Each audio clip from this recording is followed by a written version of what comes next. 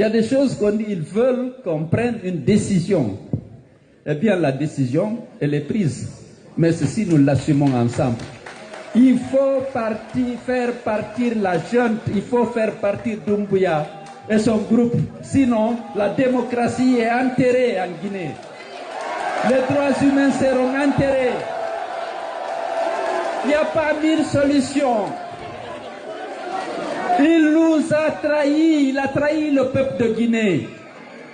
Vous vous souvenez de ce discours? Je ne me lasserai jamais de le répéter parce que je l'ai soutenu. On l'a soutenu. Parce que son discours semblait répondre à nos attentes, à nos aspirations, à la démocratie, à la liberté. N'avait-il pas dit qu'il va mettre fin à l'instrumentalisation de la justice? N'avait-il pas dit qu'il allait mettre fin au piétinement des droits et libertés des citoyens, au dysfonctionnement des institutions? Bon, parce qu'on a tendance à nous reprocher d'avoir soutenu un coup d'État.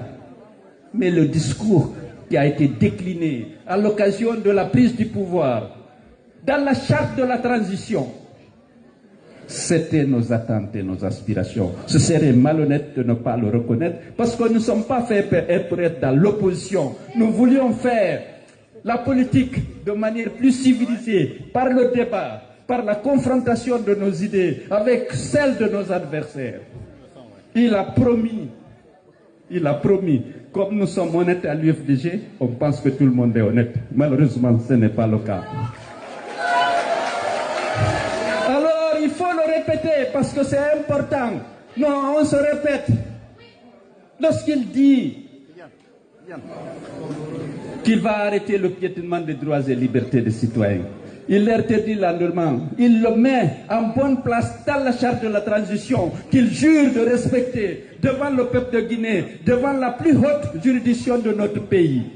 C'était devenu un serment d'officier, un serment d'un homme qui a eu la chance d'être à la tête de notre pays. Lorsqu'il jure, nous pensions que c'était vraiment de bonne foi. Mais aujourd'hui, les droits et libertés des citoyens. Où sont Fonike Mangé, Biloba, Marwan Kamara, Sadou Nimaga? On ne peut pas ne pas le rappeler, parce que c'est un devoir de parler d'eux, de condamner les actes, l'injustice, la disparition dont ils ont été victimes. Sinon, on aura trahi le devoir si on ne parle pas d'eux. Même si on se répète, j'accepte qu'on me reproche de me reprocher. Mais c'est des gens victimes de leurs convictions. On doit leur rendre hommage. Nul ne sait aujourd'hui s'ils sont vivants ou pas, mais ils doivent savoir que derrière eux, il y a des hommes de foi, de bonne foi, qui ne les oublient pas. Où est aujourd'hui Aliouba? Le pauvre Aliouba, où est-il?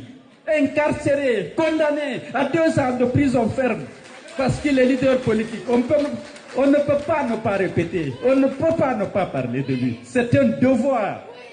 Les 65 jeunes qui ont été abattus froidement parce qu'ils manifestaient parfois contre les coupures d'électricité, ils n'ont pas eu droit à la justice. On ne peut pas se taire. Même si on se répète, on doit le faire. Parce qu'on doit dénoncer la folie liberticide de la jeune. C'est des pratiques contraires aux engagements pris, aux serments qu'ils ont prêtés. On ne peut pas ne pas le rappeler. Excusez-moi, je dois me répéter, mais je dois rendre hommage, exiger la libération de Fonike Mangé et dénoncer les disparitions forcées dont lui et les autres ont été victimes. Quelle est la solution? Il y a une seule solution.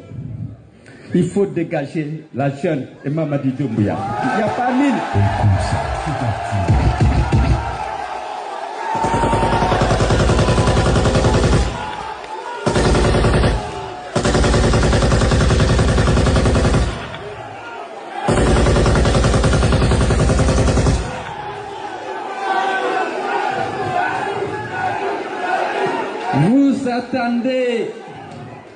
Vous attendez à ce qu'on prenne position par rapport à la mascarade électorale annoncée pour le 28 décembre. L'UFDG ne s'associera pas à cette mascarade. Parce que vous savez, c'est un processus déclenché pour donner un semblant de légitimité et de légalité à la confiscation du pouvoir et à la commission du parjure. Nous ne sommes pas de cette catégorie. Nous ne participerons ni directement ni indirectement à cette mascarade. L'UFDG est un parti fort, crédible, respecté de l'intérieur, à l'intérieur comme à l'extérieur. Si nous associons à cette mascarade, à cette confiscation du pouvoir, à cette commission d'un parjure, nous allons perdre notre âme. Nous ne le ferons pas, ni directement, ni indirectement. Vous savez, le processus a été déclenché. C'était d'abord le référendum. On a demandé à nos gens, à nos militants et à tous les compatriotes de ne pas participer. La majorité d'entre eux n'a pas participé. Mais qu'est-ce qui s'est passé? 91% de participation, 89,30% de vote favorable. S'il réussit son coup de force, les résultats qui seront publiés seront comme ceux publiés à l'occasion du référendum. L'UFDG ne participe pas à ça. Nous sommes des démocrates convaincus. Nous allons nous battre. Nous n'allons pas participer à l'enterrement de la démocratie et des libertés publiques dans notre pays.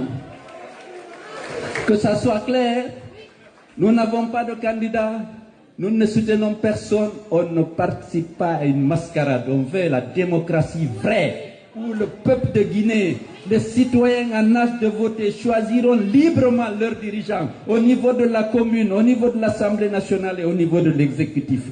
Nous nous battons pour ça. Je dis encore une fois, on ne se bat pas que pour Cellou. On est convaincu que Cellou au pouvoir, il mènera les réformes pour que ces droits publics puissent être exercés pleinement par les citoyens. On se le bat. Mais pour l'instant, on refuse d'être complice, caution d'une confiscation du pouvoir par celui qui avait juré de ne jamais se porter candidat à l'élection organisée pour le retour à l'ordre constitutionnel.